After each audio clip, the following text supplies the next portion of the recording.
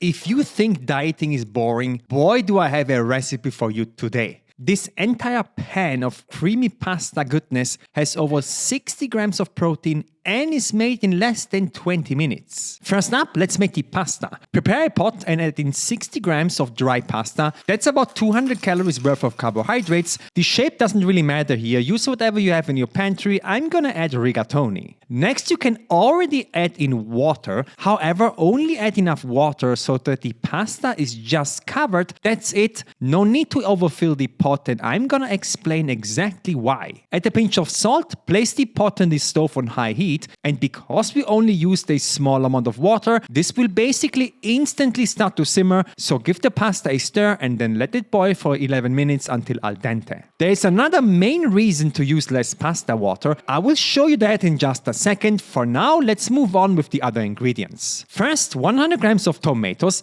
Just slice them into smaller pieces. They are the base of our sauce along with 1 clove of garlic. I like to give the garlic clove a light smash with my knife. That way it can be peeled easily before I dice it into very fine pieces. Now on top of that, I'm also dicing a yellow onion and half a red bell pepper that I'm gonna slice into fine strips, turn and cut again into small bite-sized pieces. The onion and the bell pepper aren't necessary for the recipe to work, however they will add a good amount of volume to the meal, so I highly recommend using them. For the protein source, here I have 180 grams of extra lean ground beef. This particular one has only 5% fat and thus half the calories of regular ground beef that has 20% fat. So let's get cooking. Heat up a pan to medium heat, add in 4 grams of oil and then the onions and peppers with a strong pinch of salt. Adding salt at the beginning of stir frying will help extract the moisture of the vegetables, which will help cook them faster. 3 to 4 minutes of stir frying under occasional stirring is enough to develop some brown spots and for the onions to start to caramelize. That is where I will push the vegetables to the side of the pan, add another 2 grams of oil and now the ground beef. With ground beef, I like to handle it like a steak. Just let it sit in the pan without stirring for 1 minute so it can properly brown, and then I'm gonna flip it, let the other side sear as well for another minute or so before adding another pinch of salt, freshly cracked black pepper and optionally some chili flakes to add a little heat.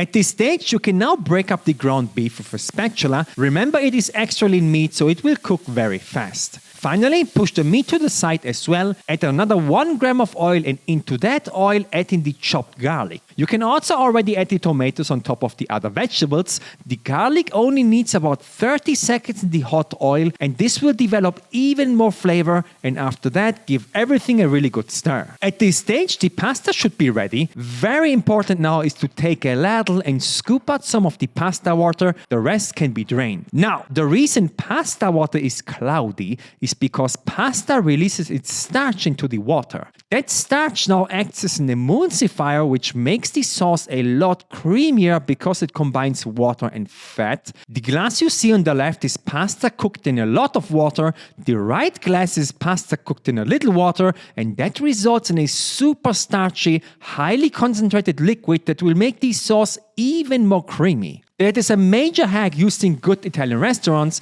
so add your glass of pasta water to the pan, give it a stir, close the lid and let it simmer for 2 minutes where it will soften up the tomatoes, and then you can remove the lid again and press them down to release all of the juices. So, to turn this now into a creamy sauce, I'm adding 50 grams of cream cheese.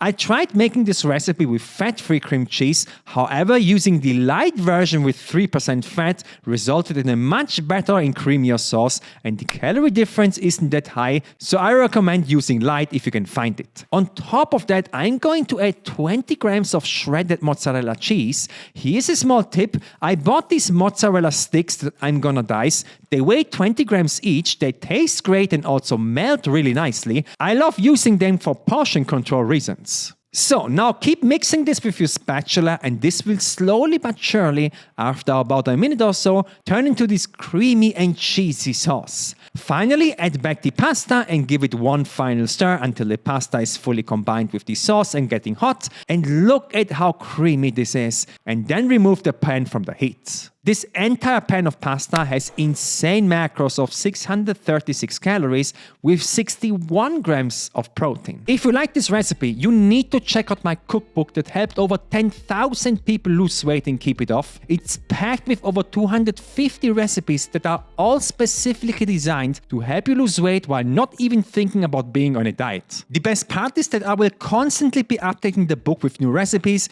and you get all updates for free once you've purchased it. The book has a rating of 4.9 out of 5. It can truly change your life. The link is in the description.